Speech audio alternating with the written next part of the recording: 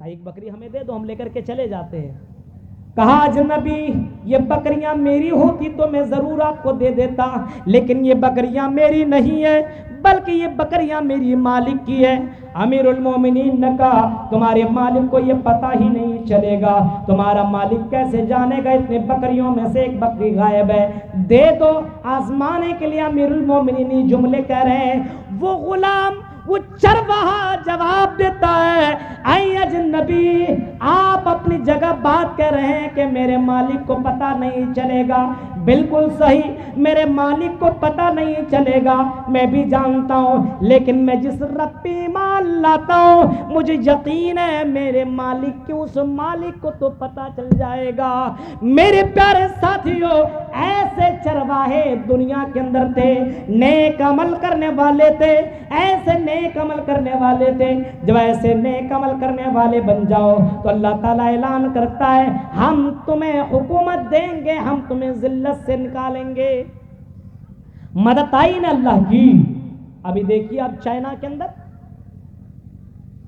مسلمانوں کو بہت زیادہ ستایا گیا، لڑکیوں کی حجاب کے اوپر پابندی لگائی گئی، مسجدوں کو جب توڑا گیا، جب قرآن کو جلایا گیا تو اللہ تبارک و تعالیٰ کا قہر نازل ہوا۔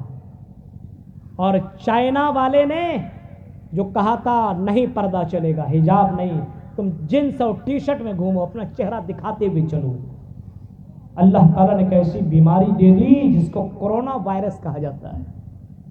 لڑکیاں تو چھوڑیے، لڑکے بھی پردے میں آج چل رہے ہیں۔ یہ اللہ کی مدد ہے، آج بھی اللہ کی مدد آئے گی مسلمانوں، آج بھی۔ یہ تو آنے جانے والی سرکار ہے، آج تمہاری تو کل ہماری والی باری ہے۔ میرے پیارے ساتھیوں، اس کا یہ مطلب نہیں ہے کہ ہم اللہ کو بھول جائیں۔ تو دوسرا کام ہمیں کیا کرنا ہے؟ اپنے ذلت سے نکلنے کے لیے دوسرا کام نیک عمل کرنا ہے، اور تیسرا کام یعبدوننی ولا یشرکون بی شیئا، تم میری عبادت کرو اور میرے ساتھ کسی کو بھی شریک مت کرو، عبادت کرو اللہ تعالیٰ کی۔ ذلت تم سے دور ہو جائے گی۔ عبادت کا مطلب کیا معلوم ہے؟ صرف نماز روزہ حج نہیں ہے۔ عبادت کا مطلب ہے شادی کرو تو اللہ کے لیے، عبادت کا مطلب یہ کماؤ تو اللہ کے لیے، جب کمانے کے لیے تم نکلو حلال روزی کما رہے ہو یہ بھی ایک عبادت ہے۔ جب شادی کر رہے ہو اور شادی کا مطلب یہ ہونا چاہیے کہ میں برائی سے بچ جاؤں، میں زنا سے بچ جاؤں، میری نظروں کی حفاظت ہونے لگے۔ آپ جب اس نیت سے اگر شادی کرو گے تو یہ بھی عبادت ہے۔ میرے پیارے ساتھیوں، آپ جلسے میں آئے ہوئے سننے کے لیے، اور مقصد یہ ہو کہ قرآن کی آیتوں کو سنو، نبی کے فرمان کو سنو، اس نیت کے ساتھ اگر آپ آئے ہو تو یہ بھی عبادت ہے۔ لیکن اگر آپ کا مقصد انجوائے کرنا ہے، آپ کا مقصد پروگرام میں آ کر کے موج مستی کرنا ہے تو عبادت نہیں ہے، بلکہ اللہ کے ساتھ چیلنج ہے، اللہ کے ساتھ چیلنج ہے کہ اللہ تو اپنا عذاب میرے اوپر نازل کر کے دیکھا۔ میرے پیارے ساتھی، عبادت کا مطلب یہ ان صلاتی و نسکی، نماز بھی عبادت، روزہ بھی عبادت، وہ محیا زندگی گزارنا اللہ کے لیے بھی عبادت، مرنا اللہ کے لیے، مرنا اللہ کے لیے تعہد کرنا، اللہ کے لیے کوشش کرنا یہ بھی عبادت ہے، اللہ تلاوت کرنا یہ بھی عبادت ہے، اپنے نظروں کی حفاظت کرنا یہ بھی عبادت ہے، جا کر کے کما کر کے لانا اور اپنے بیوی کے منہ میں لقمہ ڈالنا یہ بھی عبادت ہے۔ میرے پیارے ساتھیوں، اپنے بچوں کو تربیت کرنا، پڑھانا لکھانا، اپنے بچوں کو حلال رزق کما کر کے دینا، اپنے بچوں کو پردے میں رکھنا یہ بھی عبادت کہلاتا ہے۔ امام کائنات سے فرمایا گیا اے نبی اعلان کر دو ان صلاتی و نسکی و محیای و مماتی للہ رب العالمین، صرف اللہ ہی کے لیے یہ کام کیا کرو، نماز اللہ کے لیے، روزہ اللہ کے لیے، عبادت کے اندر کسی کو شریک نہیں۔ عبادت اس طریقے سے کی جائے۔ عبادت ہم اور آپ کیسے کرتے ہیں؟ جب مصیبت آتی ہے تب عبادت کرتے ہیں، جب مصیبت ختم تو عبادت بھی نہیں۔ مصیبت کے وقت صرف عبادت نہیں، وَإِذَا أَنْعَمْنَا عَلَى الْإِنسَانِ أَعْرَضَ عَنْهُ، فرمایا جب انسانوں کے اندر جب ہم نعمتیں دے دیتے ہیں تو انسان بھول جاتا ہے۔ وَإِذَا مَسَّهُ الشَّرُّ فَذُو دُعَاءٍ عَرِيضٍ، فرمایا جب انسان کو جب مصیبتیں آتی تو لمبی لمبی دعائیں کرنے لگتا ہے، یہ عبادت نہیں ہے، یہ تو مطلب پرستی ہے، مفاد پرست ہم اور آپ بن گئے۔ آج مسلمانوں کے اندر جو حالات ہیں، آج پروٹیسٹ ہو رہا ہے، احتجاج ہو رہے ہیں، لیکن میرے پیارے ساتھیوں جو سب سے بڑا ہتھیار مسلمانوں کا ہے، وہ ہتھیار ہم نے اور آپ نے چھوڑ دیا ہے، وہ ہتھیار ہے دعا، وہ ہتھیار ہے عبادت۔ فرمایا میرے بندو ادعونی استجب لکم، اے میرے بندو مجھے پکارو، میں تمہاری پکار کو سننے والا ہوں، ہم تمہاری پکار کو سنیں گے۔ جب حضرت ایوب اور حضرت یونس کی پکار کو ہم سن سکتے ہیں، مچھلی کے پیڑ سے پکارنے والے اس نبی جہاں پہ کوئی آکسیجن پہنچ نہیں سکتا ہے، کوئی تار کوئی کنیکشن پہنچ نہیں سکتا ہے، جب ہم مچھلی کے پیڑ سے جب ہم آواز کو سن سکتے ہیں، حضرت ایوب 18 سال تک بیمار رہے، جب ہم ان کی آواز کو سن سکتے ہیں، تو اے میرے بندو ہم تمہاری آواز کو کیوں نہیں سنیں گے؟ ضرور سنیں گے۔ اگر مجھے نہیں پکارو گے تو فرمایا ہم تجھے جہنم میں داخل کریں گے۔ ان الذین تدعون من عبادہ لا یستکبرون عن عبادتی سیدخلون جہنم داخلین، جہنم میں داخل کریں گے۔ پکارنا عبادت ہے، نماز عبادت ہے، دعا بھی عبادت ہے۔ اور نماز جو پڑھتے ہیں، نماز الصلاۃ، نماز کے کئی نام ہیں، نماز کا ایک نام دعا بھی ہے۔ سنیے، نماز کا ایک نام دعا ہے۔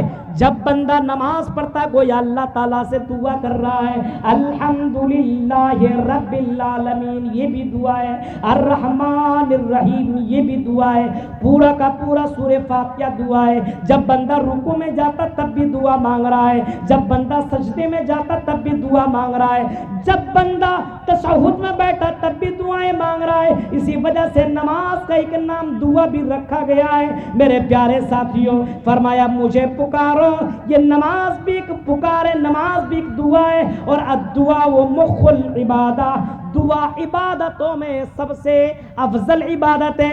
الدعاء و افضل العبادہ، سب سے بڑی عبادت اور سب سے افضل عبادت یہ دعا ہے۔ آج مسلمانوں نے دعا بھی کرنا چھوڑ دیا، اور دعا بھی مانگتے ہیں تو کیسے معلوم ہے؟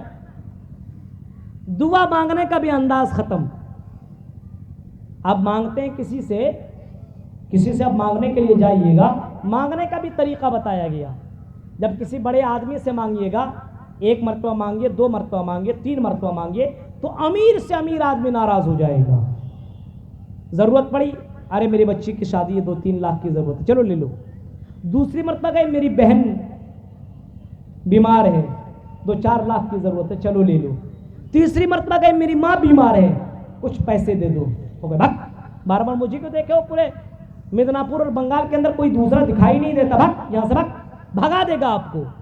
دیکھیے، اللہ تعالیٰ سے نہیں مانگو گے تو اللہ ناراض ہو جائے گا، اور جب بندے سے زیادہ مانگنے لگو گے تو بندہ ناراض ہو جائے گا۔ اللہ سے جتنا مانگو گے اللہ راضی ہوگا۔ من لم یسل اللہ یغضب علیہ، جب بندہ اللہ سے نہیں مانگتا تو اللہ ناراض ہو جاتا ہے، نماز نہیں پڑھتا تو اللہ ناراض ہو جاتا ہے، دعا نہیں کرتا تو اللہ ناراض ہو جاتا ہے۔ میرے پیارے صاحب کو لیکن دعا مانگنے کا، دعا کا بھی ایک طریقہ امام کائنات نے بتایا ہے۔ وہ طریقہ یہ ہے، سب سے پہلے اللہ تعالیٰ کی حمد و ثنا بیان کی جائے، اس کے بعد نبی کے اوپر درود بھیجا جائے، اس کے بعد جو نبی نے جو دعا سکھلائی ہے ان دعاؤں کو پہلے پڑھا جائے، اس کے بعد اپنی بات رکھی جائے اور جائز دعا مانگی جائے۔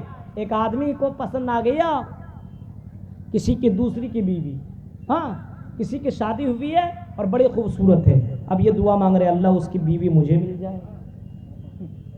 یہ دعا جائز ہے؟ اس طریقے سے دعا مانگ سکتے ہیں؟ میرے بھائیو، یہ دعا جائز نہیں، بلکہ اس طریقے سے دعا مانگتا ہے تو اللہ ناراض ہو جاتا ہے، اس طرح دعا مانگنے کی اجازت ہے ہی نہیں۔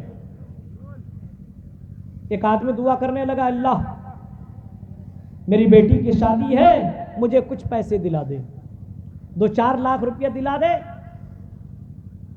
کچھ مہینہ تک مانگتا رہا، جب نہیں ملا تو کہا اللہ میرے اوپر اگر بھروسہ نہیں تو آدھا کاٹ لے، آدھا ہی دلا دے۔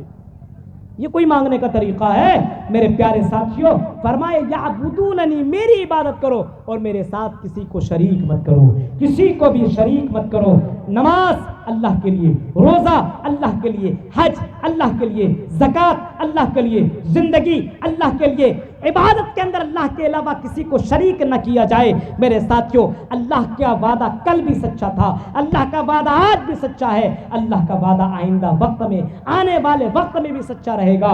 لیکن شرط یہ ہے کہ اللہ نے جو باتیں بتلائی ہے، قرآن کی آیت کے حوالے سے میں بات کروں گا، 3 باتیں بتائی گئی: مومن بنو، نیک عمل کرو، اور تیسرا کام صرف اللہ کی عبادت کرو، اللہ کے ساتھ کسی کو شریک مت کرو۔ بیمار ہو جاؤ تو تعویذ گنڈا یہ کچھ لگا کر کے چلو یہ ہمیں بچا لیں گے، فلاں بابا بچا لیں گے، نہیں، صرف اللہ تبارک و تعالیٰ اس بیماری کو دور کرنے والا ہے۔ ان اللہ فرمایا وَإِن يَمْسَسْكَ اللَّهُ بِضُرٍّ فَلَا كَاشِفَ لَهُ إِلَّا هُوَ، اگر اللہ کسی کو بیمار کر دے، دنیا کی ساری طاقتیں مل جائے، اس بیماری کو دور نہیں کر سکتی ہے، یہاں تک کہ اللہ تعالیٰ کسی کو ذریعہ جب تک نہیں بناتا ہے، فلاں ڈاکٹر کے اندر اللہ تعالیٰ شفا دے دیتا ہے کہ فلاں ڈاکٹر کے ذریعے سے وہ ٹھیک ہو جائے گا، تو ایک ذریعہ ہے، لیکن اس کا یہ مطلب نہیں ہے کہ ہم اللہ کے ساتھ کسی کو شریک سمجھیں۔ میرے پیارے ساتھیوں، یہ چند باتیں تھیں جو مسلمان ذلیل ہیں اس کے اسباب و علاج کے تعلق سے میں نے آپ کے سامنے چند باتیں رکھی ہے۔ میرے پیارے ساتھیوں، اب میرا وقت ختم ہو چکا ہے، اس وجہ سے آپ سے ہماری گزارش ہے،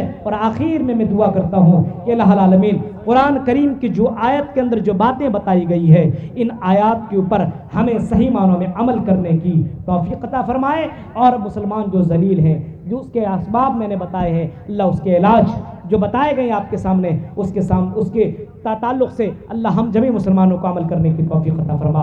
اللہ ہندوستان کے اندر امن و امان قائم کر دے، اللہ جو مسلمان پریشان ہیں اللہ ان کے پریشانیوں کو اللہ دور عطا فرما، آمین۔ وآخر دعوانا ان الحمد للہ رب العالمین، والسلام علیکم ورحمۃ اللہ وبرکاتہ۔